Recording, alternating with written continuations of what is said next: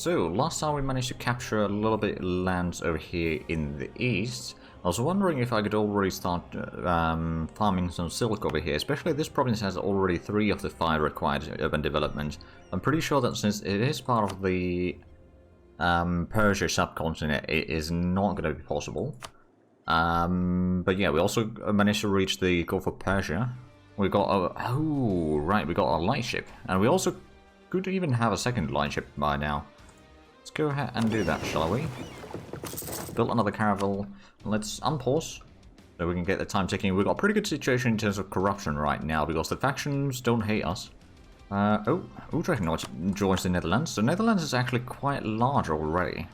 If I remember correctly, in terms of, at least in terms of corruption, Netherlands is one of the least corrupt nations right now. They got 18. And we're not too far off ourselves. I think we are in the page 2. Hold on, who's the last one? Okay, we're just on this page 2. So we should be number 28 in terms of corruption. We're actually about as good in terms of corruption as Ming, which is a bit of a surprise. They also got... oh, wow, they got legitimacy of 100. We're not quite there. Let's actually have a quick look at the army sizes as well. We can disregard the Asian nations. So Naples got the biggest European army. Then Spain. And Turkish Empire. Then France, Hungary. And who's going to be the Great Britain? Oh, wow. Great Britain? Oh, Great Britain is a thing. Okay. Scotland is still French, though. So one thing that I did do before starting today, we also got a bit of a rebellion being dealt with over here. Well, that's going to be a piece of cake. Actually, it didn't quite stack quite a bit yet. Bad, Alberto, bad. I started filling up these 2 units, although actually I believe I started doing that last time already. But yeah, we got another army being built up. The 20,000 man army is going to be good enough for the most part. We have... right, open up a few more industries in a couple of places, mostly to get a little bit more armament production, to get a little bit more like urbanization sort of going on in various provinces nearby. I'm doing your job as a general quite well. Well, I mean... you still haven't beaten down the army completely. But you haven't lost a lot of men, so I'll hand you that.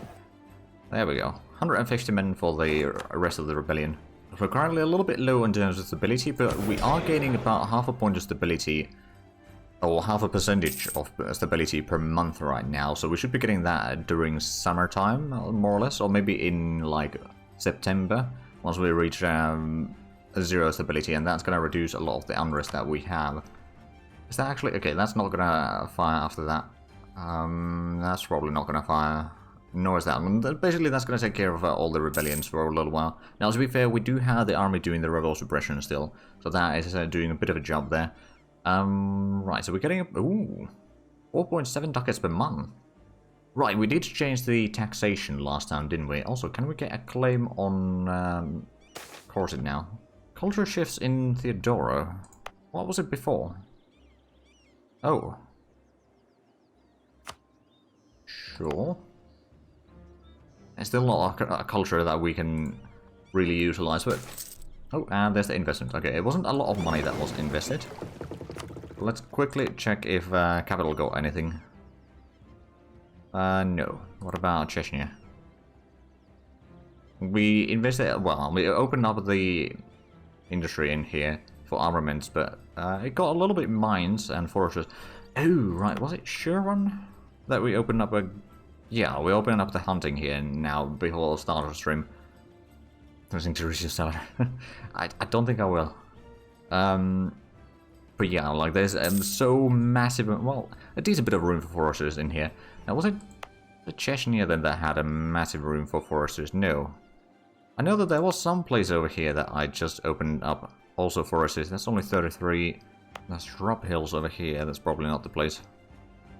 No. Oh, was it Kislar? I think it may have been. Well, there's only 93, or already 93 in here. But yeah, we did open up the game there, and it means that probably more of the industry will start shifting from timber to game. But the game is going to provide us, or hunting is going to provide us a bit of delicacies. And the delicacy price is the only one right now that is really high. It's 22 per unit.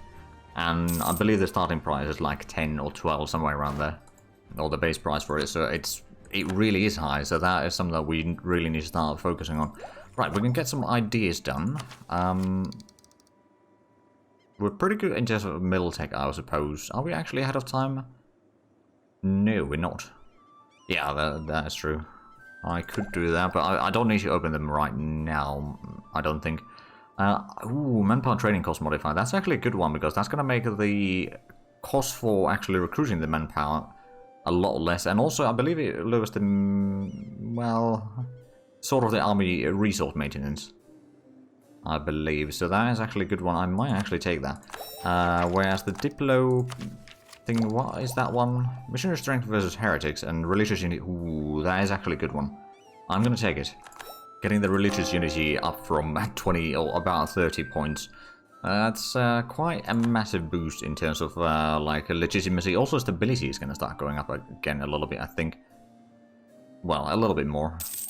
Bohemia is now a great power. Did they get a personal union? Oh, haven't they had? No, they don't have a personal union.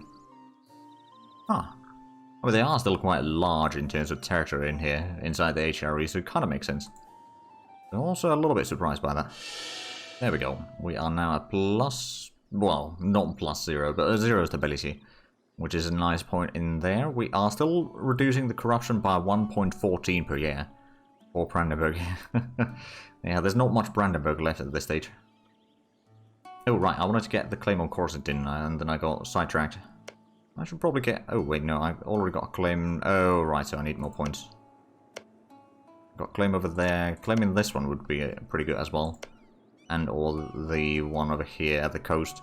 Getting a little bit more coastline for the Gulf of Persia would be quite nice. Now, right now, the autonomies are so massive in here that I don't think I'll be able to reduce the shipbuilding cost by any means, but maybe at some point. So I'm guessing we just need to wait for, like, well, next month, basically. Well, start of the year, I suppose. Yeah, start of the year, we're going to get the claim over here. I think, no, we need to have 70. Oh, never mind. Oh, Derbent. Oh, right, yeah, we got one extra missionary right now, and then we got 2 stuck at doing the conversions. Right, well, I mean, suppose we could continue doing the conversions there, sort of manually as well. Or I could just give orders to start converting something like Baku. Oh, let's have a look at the religion map mode. We could start converting Chechnya. 6.9% per month. That's actually rather quick. Now, I'm not entirely sure if it's going to keep that as converting the place or not. Let's have a look. Chechnya is 2.3%, so that is quite valuable. Also, Chechnya has a massive forestry in there. Let's get the taxes done. But even though we invested like, well, actually, I suppose it wasn't that much. It was maybe 15 ducats or something like that. But after that, we already gained another 35 ducats. And that happened in May, so yeah, we got pretty decent income, I would say. So with this speed, the places are going to start improving quite nicely. So, oh yeah, they got over 200 industry for hunting here. Yeah, it's pretty much at its max. Where's this Drake League? Oh, recent reforms in societal instability have expired. Also, have we gotten more force limit? We could actually have another unit. Right, so is that... no, it wasn't set up yet, so let's go ahead and do that. So direct clergy, organize the missionaries, we continue until 90%. So we've got 3 provinces now that we're converting pretty much non-stop. Let's have a look at Cairo then. It is probably still 104 development. Largest city in the world. Wow, okay, yeah, there's 770,000 residents in there. That's quite sizable. They got a tax of 8.66. Well, that is certainly quite impressive. How much do we have in terms of taxes? We've got 2.35, so it's not that massive. Like, it's still at least 3 times bigger than what we have. Actually, more than 3 times. So, yeah, they also got 3 times more development. Or more than 3 times development, so it tracks. I'm thinking of maybe getting a cannon for this army. It may, well, we may risk going over our force limit at some point in the near future, but right now I think it's going to be fine. We've still got 21,000 manpower actually, so yeah, the manpower pool is starting to be pretty decent. We're still on the voluntary army and the levies. Pretty much. So, oh, hold on a minute. Oh man, Karakajunlu is almost no longer disloyal. I like the sound of that. Sistan wants to go through my... oh, you're fighting Magulistan, Corset and all that, okay. Well, we do not have a war against Bagulistan. You are still allowed to Corset, so once I get another claim over here at Corset, I might try to do a war against Bagulistan again. They do have a little bit allies, but they actually themselves, they don't have a massive army. I'm pretty sure that a lot of their vassals are quite disloyal. Iriko is 100%, Kazakh Horde is 59%, 100% for Grey Horde, and Zabulistan is 100%. Okay, so their vassals are probably not going to be all that helpful. They still have Corset, and who was the other ally that they had? Azarasbit, okay. Don't know where that is, but regardless, we could probably conquer a little bit land. So I know that at least Samarkand has silk production, which is not that far. Let's actually have a look at the... I think there was somewhere over here, another place that was producing silk. Yeah, that one. So that's right outside of the Iran Persia subcontinent. Now, of course, I don't think we'll be able to take any land from there, but we can certainly try getting closer. Now, unfortunately, Katenga is pretty strong overall. They got 30,000 men. They are lower in Miltech than we are by 2 levels. They were 3 levels not that long ago, so we've got a bit of a good situation in that regard. I wonder if I should... Well, I suppose once Karakajunlu is no longer disloyal, we should be fine. Our Lieutenant Abuse has expired. Excellent. So the peasant liberty or freedom should actually go up a little bit. And now there's going to be a lot of travels going between this sector of ours. But I'm hoping to get... Well, the capital over here would be quite nice. What do they produce there? Textiles, processed materials, cottage industry, a lot of timber, a bit of religious education, higher education, and commerce, but not too much. I suppose it's just a lot of the raw resources there that they're producing. That makes them somewhat valuable. So over here, let's go ahead and get a claim. And in theory, if we move this one around here already, we can also bring in this one a little bit closer, I think. Now, to be fair...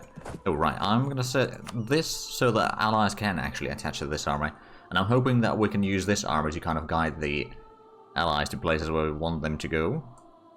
And whether that's actually going to work, I'm not entirely sure. But, oh, that is a level 6 fort. Oh, and the philosopher died. Oh, that's a bit unfortunate. So what do we have right now? We've got 2 bureaucrats, so... That would be a prestige advisor. Clan is not something that we want to take, so there's... Well, there's a bureaucrat on nobility. I guess we are going to go with the bureaucrat option again. There's at least level 2 advisor, so that helps a little bit with the points. We're getting 10, 10, and 9, which is actually pretty impressive.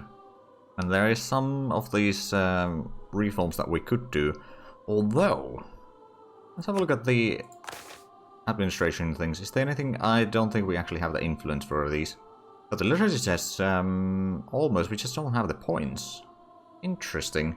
That would increase corruption a little bit, but that would also increase the admin efficiency and elite power from well. To be fair, might not be the best right now. It wouldn't necessarily be the worst one either. Oh, right. If I remember correctly, it's the magistrates. We need to get the autonomy below 80, and we've got average autonomy of 87, so that's going to be a bit difficult.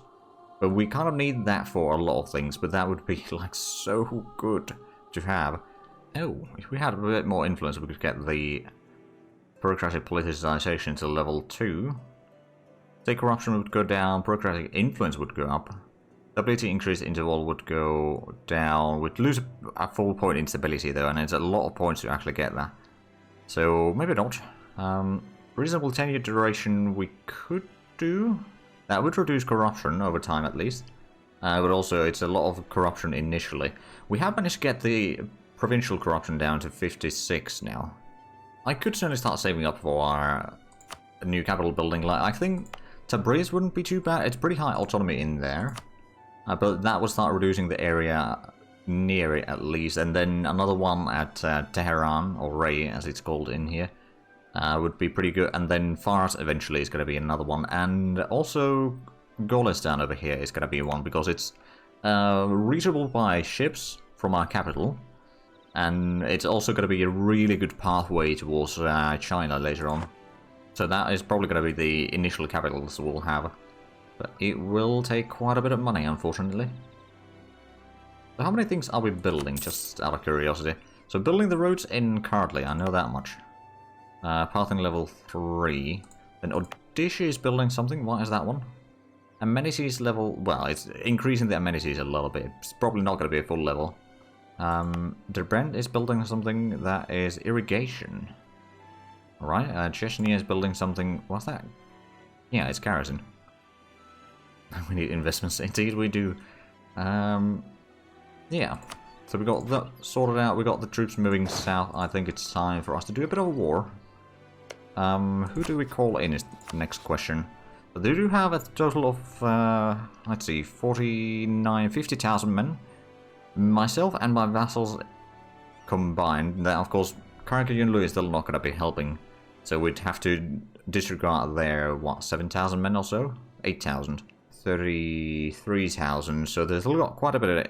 oh, we can't invite Trebizond into it. Could perhaps invite Siberia, but Siberia might start demanding provinces for themselves, so I'd rather not do that. Alright kids, how much do you have troops? 30,000. That's not going to be enough. You know what, Mamluks? I want you to join my war. So that will already give us 50,000 infantry, and then all the cavalry and cannons in top. Of course, we need to keep in mind that not all of this enemy numbers are going to be fighting us directly. So... Kukan, yeah, that can probably be our war goal. Yeah, we did humiliate them in the previous time, or previous war that we had against them. We'll try to focus down Corset first. Probably go on speed 3 for a little bit to see where the troops are moving, if they are moving, and go from there. We'll go for medium looting. Like, I'd like to get some provinces of Corset, at least these two, maybe these 3, and if possible even the capital. How much is the capital in terms of development anyway? 23 might be a bit too much from a no-co-belligerent or non-co-belligerent nation. And one thing that one thing that I do need to do with Corset is break the alliance with the Turkish Empire, because at that point we can then start having our own wars against them directly and get a bit more land out of it without have to. Oh, hello. Karakayunlu is no longer disloyal. How much are they paying us money per month? 0.41. Sorry, 0.41. At Liberty side, it's only 47%. It's still fairly high, so we kind of need to keep an eye on it, but it's definitely not too bad. Right, let's go ahead and walk over there, see if they will join my army or not. There we go.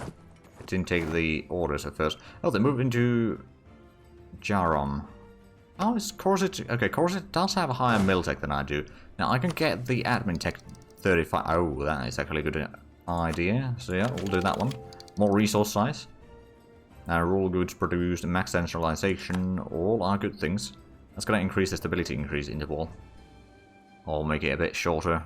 How many? We've still got 2 ideas on the logistical things to do to complete the idea group. Garrison growth plus 10% isn't necessarily that massive, but like if we capture a fort, then it's going to get back to full strength a lot faster. Then of course the fort maintenance is quite useful, and the movement speed is quite useful, and it's going to give us the monthly autonomy change policy, which is actually something we desperately need. So I'm going to try to pick up the Karakayunlu's troops from there, see if they will join this army or not. In theory they should, in practice probably not.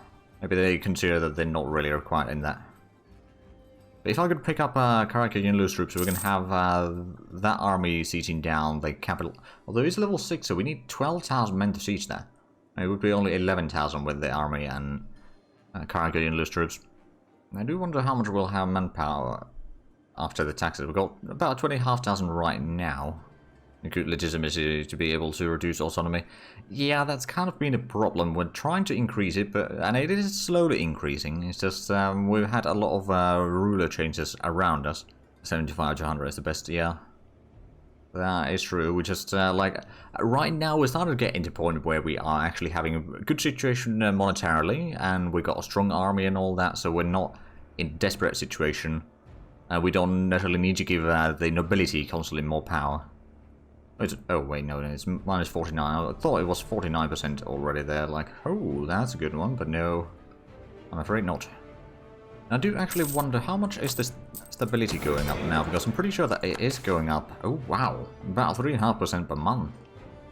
It's gonna take at least a year still, no, actually more than a year for that to grow. But like within 2 years should be fine, and the provincial corruption is going down, so that's really good. There's still quite a few laws that are affecting that as well. Autonomy is also quite high, so that has a bit of an impact. But hopefully we can fix that soon enough. I suppose what we could do to start reducing the nobility's power. I mean, they got 87%. I don't think it's going down right now, is it? No, it's going up. Now, we could do a few things to kind of appease them a little bit and use the leverage thing to reduce their power again, but that would cause some issues once again, I think. But we do need to get their power below 85%, don't we? Yeah, we do. We also need to get their influence a lot lower. How is their influence now?